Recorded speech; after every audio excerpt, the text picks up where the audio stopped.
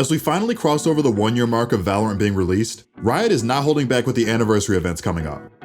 What's going on, ProGuides family? It's your host Sergeant Frost with another Valorant news update. Today, we are detailing all the goodies you can get in the month of June during the Valorant Year 1 event, along with the confirmation of a new agent incoming, as well as some new info on the Valorant Mobile game that was confirmed today. Let's not waste any more time, let's hop right into it.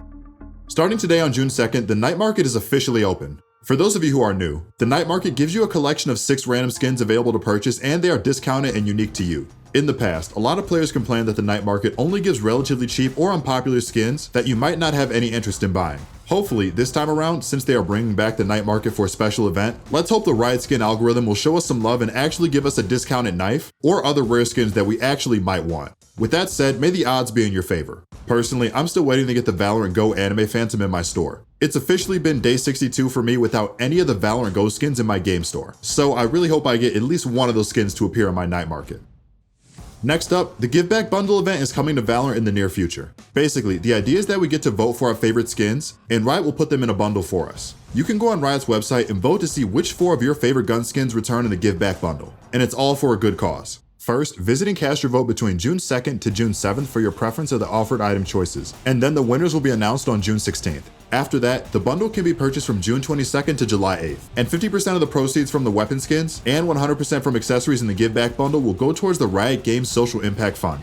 For those of you that don't know what this fund is about, as I didn't know before either, the Riot Games Social Impact Fund is an organization that aims to invest in global organizations trying to enact positive social change. From a quick look at their website, it seems that the 3 main areas of focus for this organization is driving positive change in education, citizenship, and opportunities. For more in-depth information on the Riot Games Social Impact Fund, you can visit their website and click the link on the Give Back Bundle page to learn more about the charity fund. I know I've said in the past that Riot Shop feels very manipulative and plays some underhanded tricks to get us to buy their skins, but I want to give props to Riot for hosting an event that focuses more on giving us the skins we want, while also helping global organizations who are trying to fix the pressing social issues. Next up, we have limited edition Year 1 player cards coming to the store soon. Here is how and when you can redeem them. According to the post, for episode 1 on June 9th, keep your eyes peeled for where to find this drop. Presumably, I think this drop will be somewhere on Riot's social media, their website, or somewhere inside of the game client. For episode 2 on June 14th, there is a special Year 1 Prime gaming drop, so make sure to renew your Amazon Prime subscriptions if you want to catch this one. For episode 3, you can collect this card as a part of the Year 1 event pass. I'm excited not only to get free cosmetic content, but I can't wait to see what kind of special player cards Riot will give us in this event pass and in the upcoming Community Battle Pass, which we'll cover next. For the Community Battle Pass, each of the global Valorant regions will vote on a unique item like sprays, gun buddies, and titles that best reflect their local region. The Valorant dev team will review the top vote earners, with select items to appear in the future Community Power Battle Pass in episode 4. It seems like votes will be conducted locally, so it's not going to be one big fight over which country gets represented. This sounds exciting, as we will get a chance to get some of the bundle goodies we may have missed out on in the Battle Pass down the road in the future. This sounds like great marketing for Riot to win over the people who didn't end up buying skin bundles as a whole when they originally came around. While we don't know how many tiers or rewards will be in this Community Battle Pass, I'm sure there will be more than enough to grind for. And maybe if they're feeling extra generous, we could get some extra Radiant so we can upgrade all the skins we get from the Give Back Bundle. Both you and I know how valuable Radiant is with all these upgradable skin bundles we've had recently. Next up is WWfest. The experimental music and art festival spiked Valorant into 2021 earlier this year, and it's now making its return to celebrate the Year 1 party. This time, they've got artists performing around the world with an all-new headliner. If you want the latest festival info, including the full talent lineups as they drop, follow Crown Channel and play Valorant on Twitter. I know music events inside video games have become a cultural event on social media and in gaming the past few years, especially with how COVID has shut down most music festival events. With that being said, online music festivals have become a close alternative, so I'm excited to see what the WWfest brings to the table this year. The Year 1 Event Pass is a new Battle Pass concept that Riot is giving us this year. It is a free Battle Pass that has no prerequisites and no price. This Battle Pass will include 7 levels of exclusive Year 1 items like the Episode 3 player card, a gun buddy, and more. This event pass will be available from June 22nd to July 6th, so there's a good amount of time to get the rewards. I don't know about you guys, but for how much video game companies like to charge us for microtransactions over the last decade, I definitely enjoy quality free content that Riot provides us with. I really look forward to seeing what this free battle pass will include.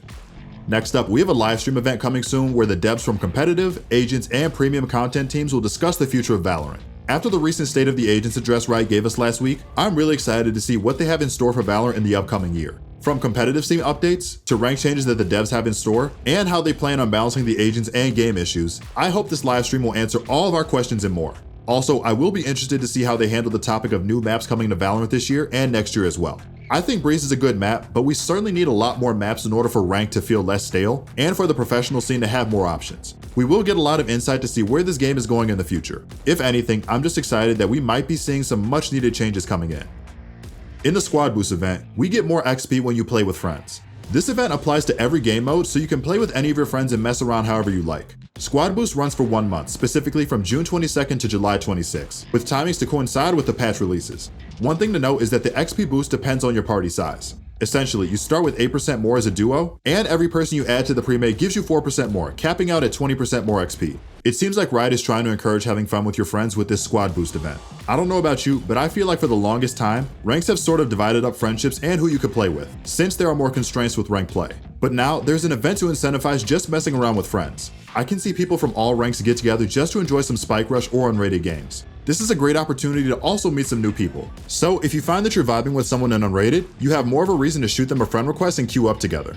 Also, account levels are now being added to the game, so you can show off your dedication and experience in another way now. Unfortunately, it won't account for how much you played before it gets implemented. So we'll all be starting at level 1 together. I wonder if they'll add little bonuses for leveling up like they do in League of Legends. I would love to see some interaction with levels and rewards, so the veterans can have something special to show.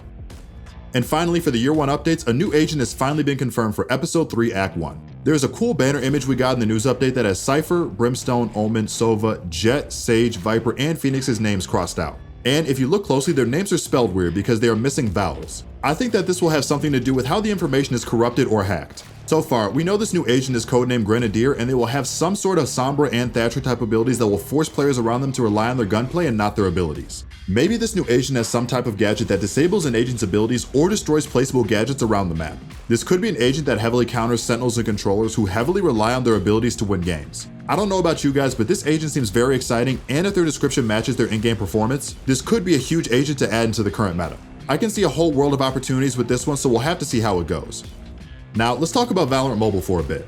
Just like with League of Legends, Riot is introducing Valorant Mobile, a version of their popular FPS game Valorant for phones and tablets. League of Legends has found huge success with Wild Rift and Teamfight Tactics when they were introduced into the gaming space the past few years. Now, Riot is giving the same mobile treatment to their wildly popular tactical FPS, Valorant. At the moment, Valorant is a Windows PC exclusive, therefore excluding console players, Mac users, and mobile users. Valorant Mobile is set to change that for the better, coming up really soon. Here are a few quotes from the Riot devs themselves talking about their upcoming title, Valorant Mobile. One of our top goals for this year was to earn the trust and respect of the global FPS community, and to prove to them that Valorant will always uphold the fundamentals of a truly worthwhile competitive TAC shooter, writes Anna Donlin, Valorant's executive producer.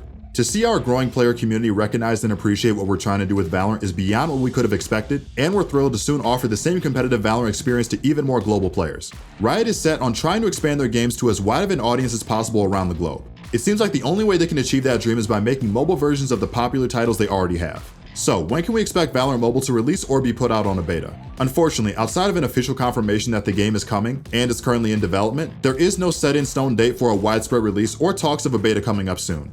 So, what do you guys think? After seeing how popular Wild Rift was for League of Legends, we all knew it was only a matter of time before we got some form of a mobile version of Valorant. I think we're all surprised that less than a year into its release, we already got a confirmation that a mobile game is actually coming. League of Legends had to wait an exceptionally long time before Wild Rift came out, and when it did, it was only available in Europe and North America, and other regions had to wait almost a year before it came out for them. I think Valorant Mobile is going to be a big hit of a game if it's done right, as many people can be skeptical about first-person shooters on mobile devices. Oftentimes, FPS games feel very clunky and not smooth on phones and tablets, but Riot knew how to make Wild Rift work, so I hope they will find a way to make Valorant Mobile work as well. This is all very exciting news for Valorant and Riot Games community as a whole that we have to look forward to over the next year, and I can't wait to see what Episode 3 has in store.